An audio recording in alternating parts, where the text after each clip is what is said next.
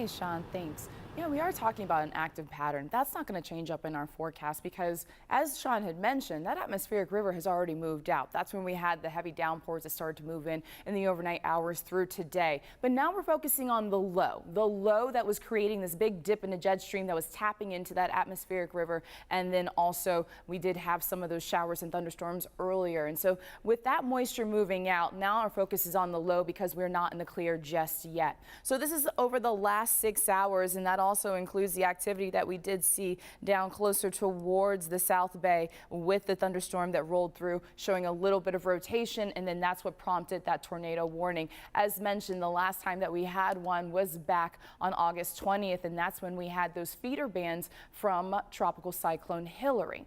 Now, when we look at our current radar sweep, we are seeing some activity still, and we're seeing that near Santee, also starting to move in right along the 5 going in towards Orange County.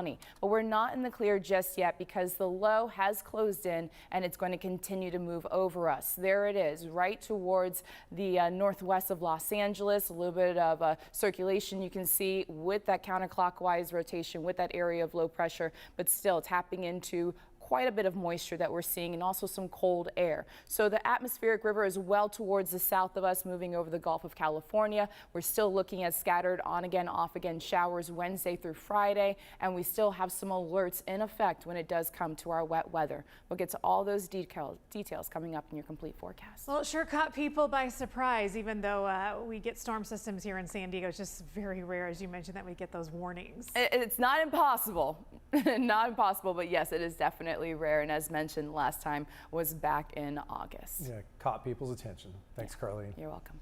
As the rain continues across San Diego, neighbors in some of the hardest hit areas continue to worry that flooding that they saw last month could happen again. CBS 8's Kelly Hessedall joins us live from Mountain View. She also has an update from the city and how the people who live there are doing today. Kelly. That's right. You know, and Mountain View was one of the communities included in that very brief tornado warning. Now, it's been raining on and off all day. It just started sprinkling again.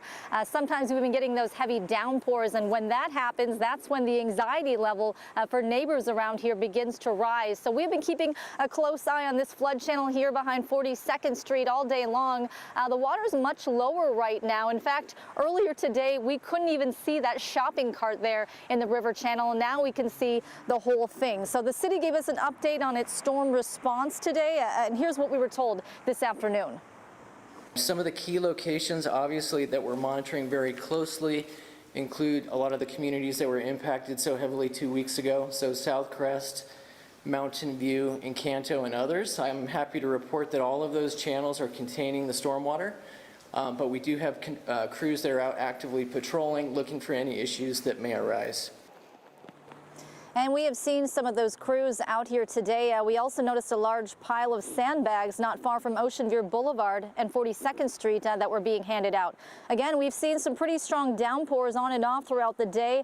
The storm drains appear to be working just fine. We did spot a car sitting in a lot of water a couple blocks from here, but overall, no major issues. Now, I did talk to some neighbors out here today, and one woman, Stacy Crawford, we met her back on January 22nd, that is, during the big storm, as she was wading through water searching for her second electric vehicle that ended up down the street in her neighbor's yard at the end of the block. Now, her dog Megan was rescued from the floodwaters. Crawford says every time it rains now, she gets scared. She told me she has PTSD from the storm, and now when she looks at the flood channel, she just wishes more had been done to prevent this neighborhood from ending up underwater.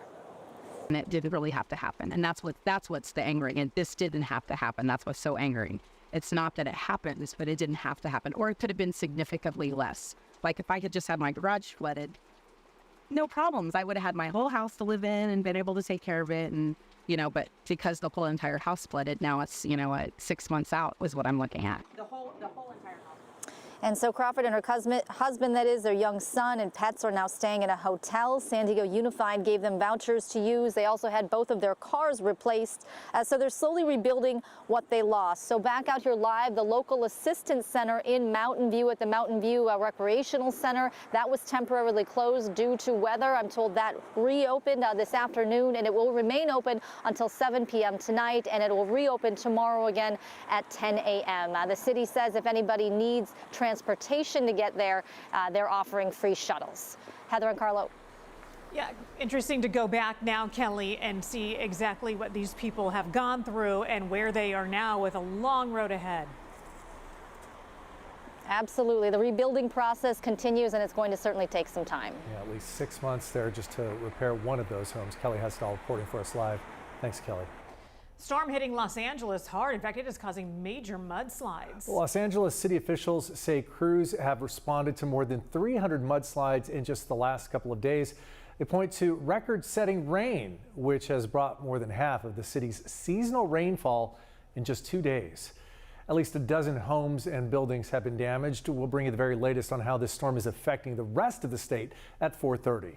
Remember, you can keep up with the latest weather conditions and the alerts on the go by downloading the free CBS 8 app from the Google Play or the Apple App Store. And you can show us the weather and any damage near where you live, if it's safe to do. You can share photos and videos on the CBS 8 app under the Near Me section. Just click Share with Us and upload your videos and images.